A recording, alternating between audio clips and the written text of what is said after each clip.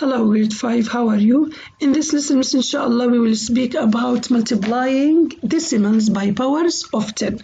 But first, let us talk about what do we mean by powers of 10. What are the powers or numbers that we call them powers of 10? They are like 1 and 10, 100, 1,000, 10,000, 100,000, million, 10 millions. So you can notice that powers of 10 are numbers consist of 1 and 0 only. Okay, now and we can write them, if you notice, as an exponent. Now if you have the number 1, this is actually the first one. It's so important. I want you to memorize it or remember it later, that 1 equals 10 to the power 0. Okay, so 10 to the power 0 equals 1. Now 10 alone equals 10 to the power 1. Okay, because as we said that the exponent or the power, it tells you that how many times the number multiplied by itself. Now 2 times, when it's multiplying by itself 2 times, it means it's 100. Okay, 1,000, it means 10 to the power 3, and etc. Now an exponent tells us how many times to multiply a number by itself, as we said before. So if we say 10 to the power 2, it means 10 times 10, which equals to 100.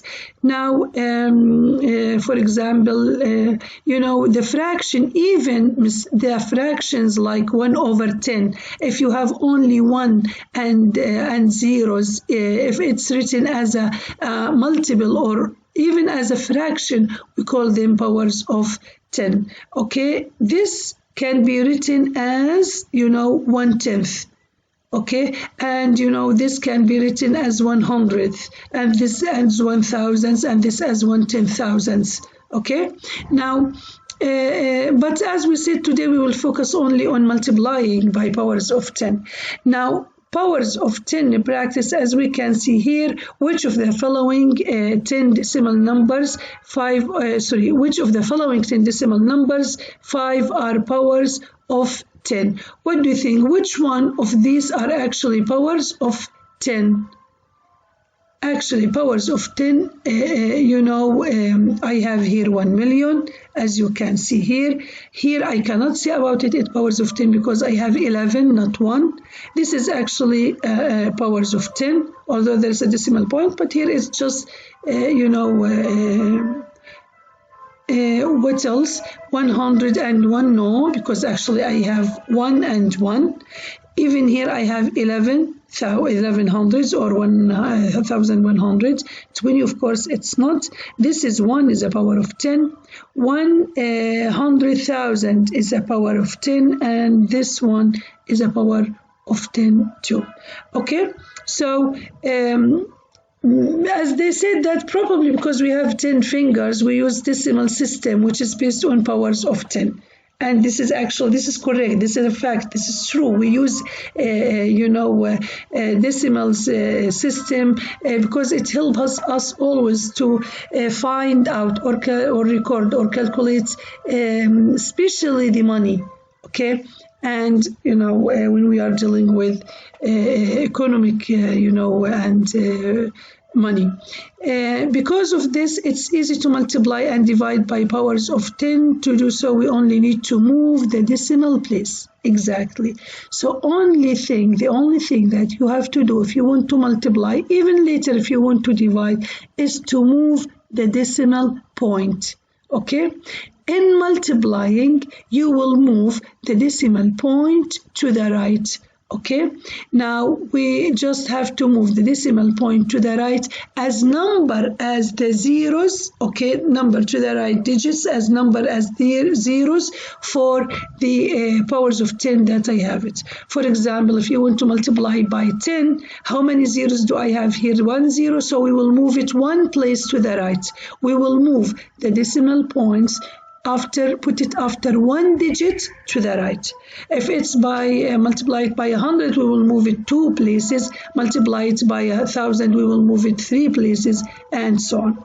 Let's take this example. Okay, if I want to multiply 1.25 multiplying by 10, since 10 has only one zero, so I will move the decimal point to the right, okay, of number 2, okay, yani one digit only.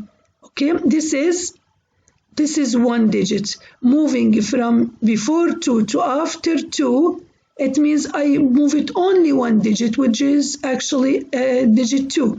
I move it, so I make it instead of 1 and 25 hundredths, I make it 12 and 5 tenths. Multiplying by 200, we will move it 2 digits, as you can see here. So it will be 125. Multiplying by 1,000, I have to move it 3 digits. So this is 1 digit, this is 2 digits. What should I do with the third digit? I should move it to 3 digits.